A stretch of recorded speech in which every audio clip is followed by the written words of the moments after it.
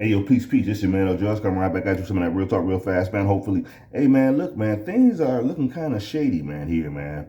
Because, well, put it this way. I had a kid. I told the kid I was born in 1965, and the kid asked me if I was a slave. That was cute, man. You know what I'm saying? I only seen that happen on television. But it reminded me of something. It made me think back to when I was in high school, and I remember a teacher that we had. The teacher said that, she said, you people, you need to be very careful and make wise decisions because they're trying to do everything they can to place you right back into slavery. And we were young kids. We were like, oh, we are the one, we are the children. We was thinking, oh, they won't do that. But you know what? They're starting to set this up now. Remember, the 13th Amendment abolished slavery and involuntary servitude, except in the case of being used for punishment for someone committing a crime.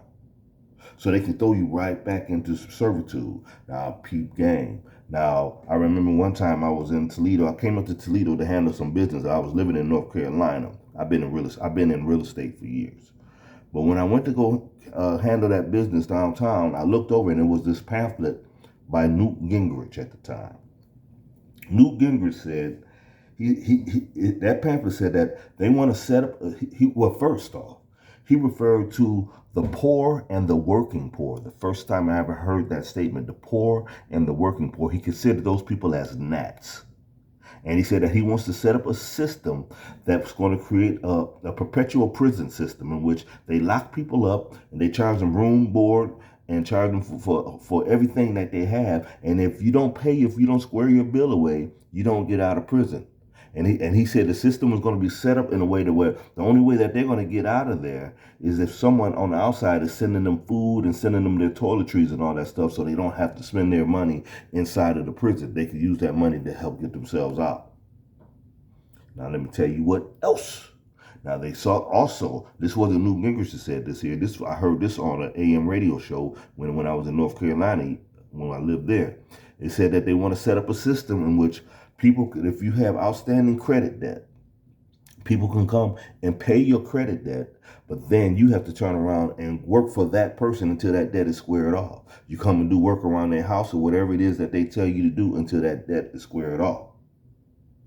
We're being set up because I imagine if they remove what you call government assistance and say, well, you know what, people, we can't afford to take care of people anymore, you're on your own. If they remove government assistance, this is going to create a bunch of criminals. And these criminals are going to get caught, and a lot of these criminals are going to be placed back into involuntary servitude. Because, see, the people are getting too smart. The people have always gotten too smart. When they decide to clamp down on the people, either they, like I said, either they clamp down on you or they destroy a whole bunch of us with a so-called natural-looking catastrophe. We got to start thinking about the decisions that we make. You see, this is a beautiful country, but the people who are ruling this thing are devils. These colonizers, they're not just here to colonize the land, they're here to colonize your mind. And we're suffering because we have been obedient to people who are devils. I'm sorry, y'all. If we keep doing this thing, we keep letting them divide us, we're just gonna keep losing. This is why I keep telling you that we need to organize. People, I don't care. You don't have to organize through the Masonic order. You don't have to create a Masonic order, but create some kind of order amongst yourself. Create some kind of club. Create something to liberate yourself. And then start with your household first, and then you work on your community, and then you start linking up with people on different sides of town, and then y'all start working to help the whole town at every different angle. Because if we don't organize, I'm telling you, if we do not organize, America's gonna look real bad. And see, most of the people that you see today, the common people that you see every day, they are of the working poor. They're going to move, they have the technology to move these robots in and to take a lot of people's jobs, leaving them out to nothing.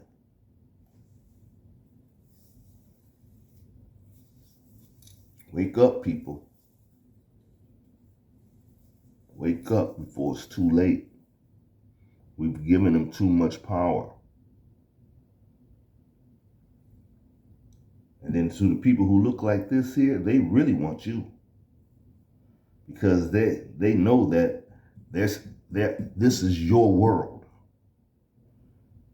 They know that this is your world, and they are occupying your world, and they're occupying your mind, and they're taking your resources. They want you to say that you just come from Africa. No. You have always been a world people.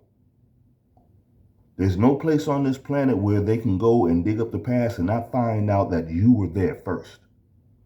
So let's just stop that. They know that this is this. They know that all this is yours. All the gold, all that oil, all this belongs to you.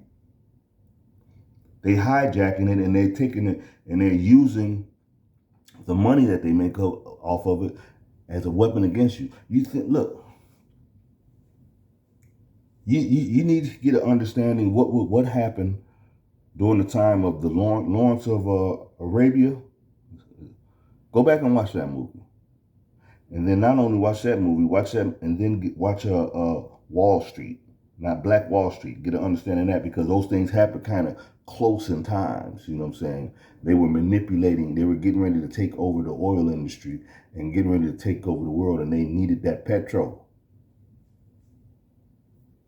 And I know people go, well, it's not always a black and white thing. Yes, it is. Because they knew that we're so idiotic and so kind-hearted that we're going to share the wealth with everybody. All you got to do is be a decent person. But they don't want decent people, because a decent people is not going to be their sex slave. I'm out.